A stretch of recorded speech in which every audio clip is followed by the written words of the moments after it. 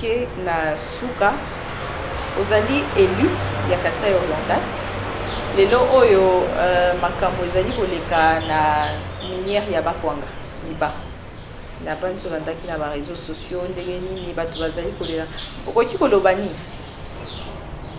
na minière ya Bakwanga toyebi ke société wana supportaki makasi effort de guerre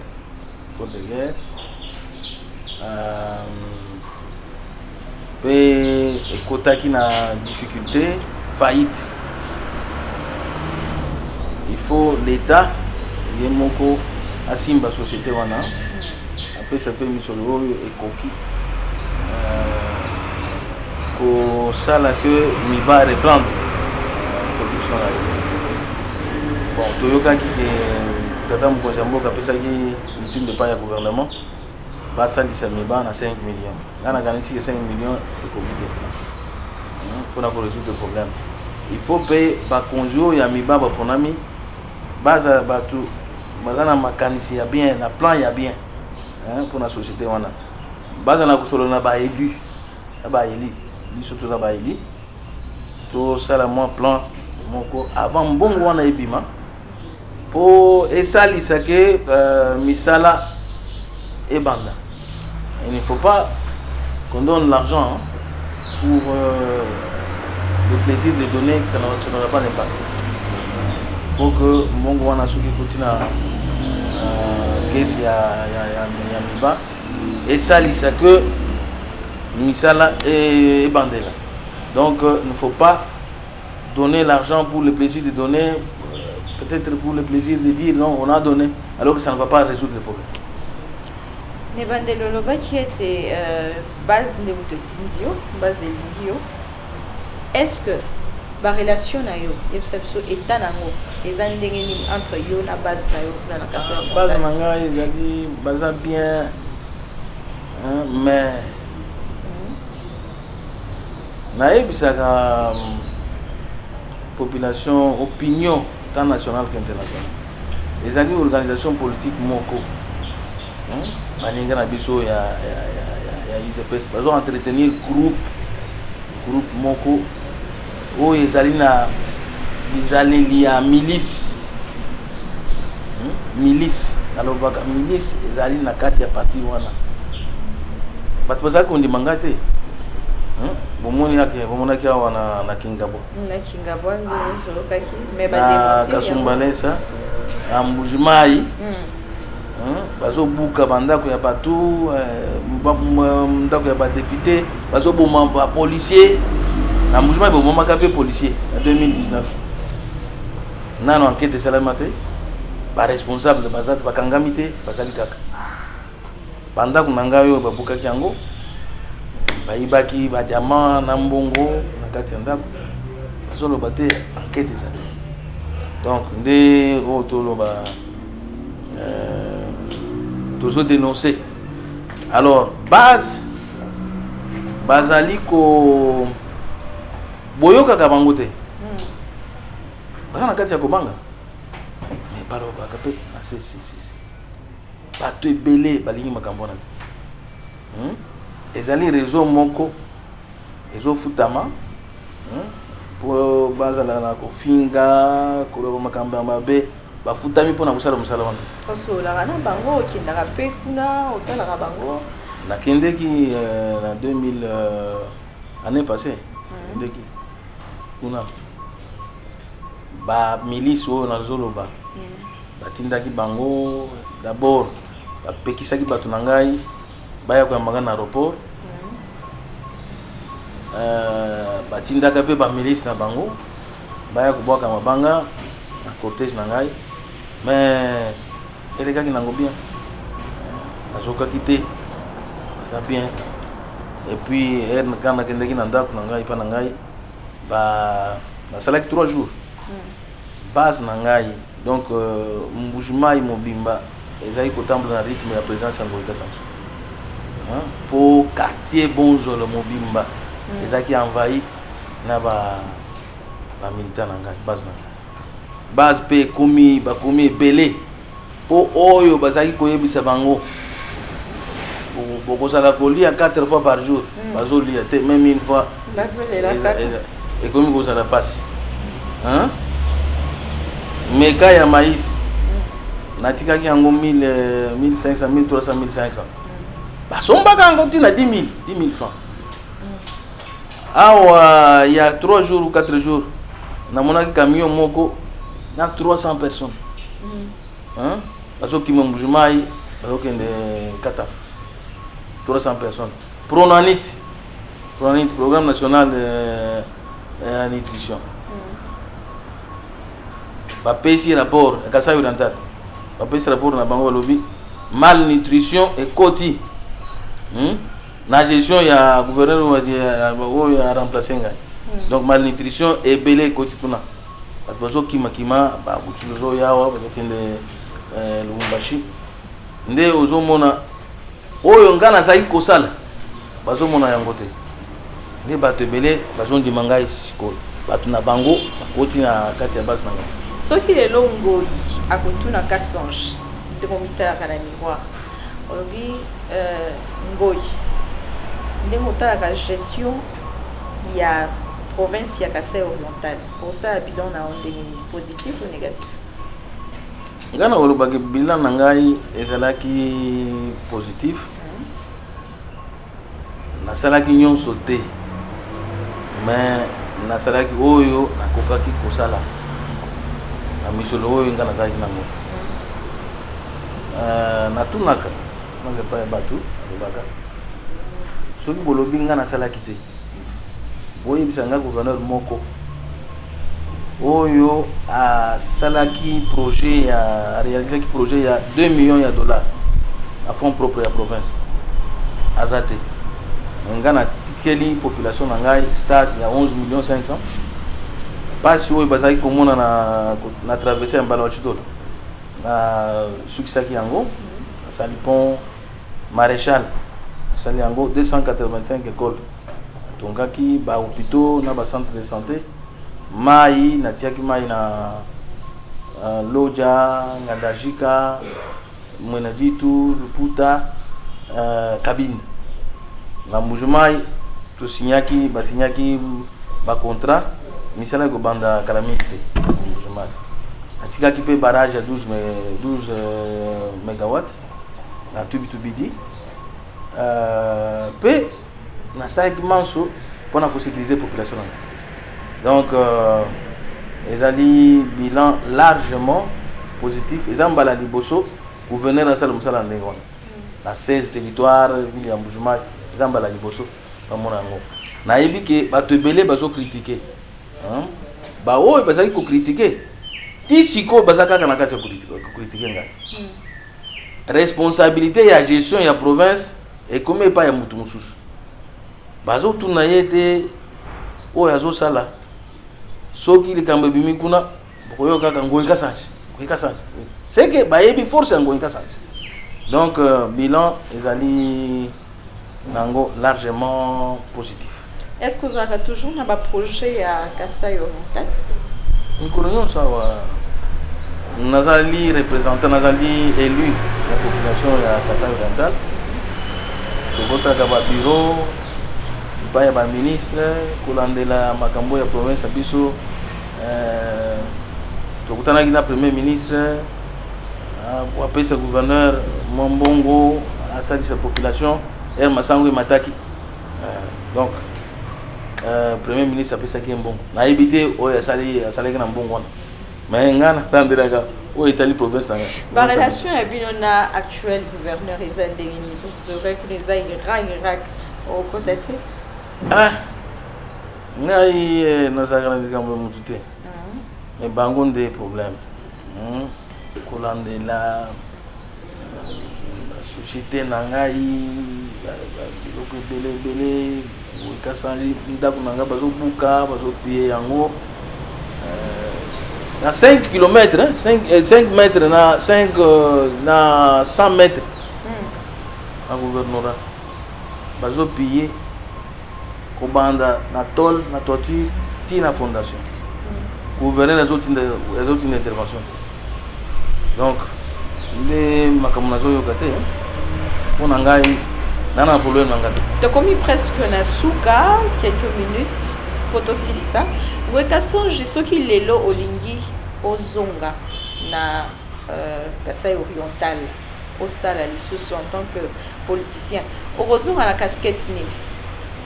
Nazali élu ya Kasai oriental, triplement élu, député provincial, député national et sénateur. Soki na zongi ozoloba na temps ya na projet oyo ozalaka nango toujours na Kasai oriental place otika parce que lobi bilan na yo ezaki largement positif. Bon, na minute oyo naza élu soki nazongeli base na ngai po bapona ngai lisusu nazala lisusu élu. Bon, oyo etali peut-être ah on a déjà na kin avant na Kinshasa na niveau national. Donc à niveau national makanisi nanga itali oyo niveau national na ibité na 2023 na ko lever option nini na ko kende wapi na ko kota wapi pour na sala jeu au niveau national na ko songela sous gouverneur 12 ans exemple la liboso gouverneur sala 12 ans ko songela sous ah 12 ans là vous voyez déjà qui tu vois là sina na sali o na kokaki kosala 12 ans ekoki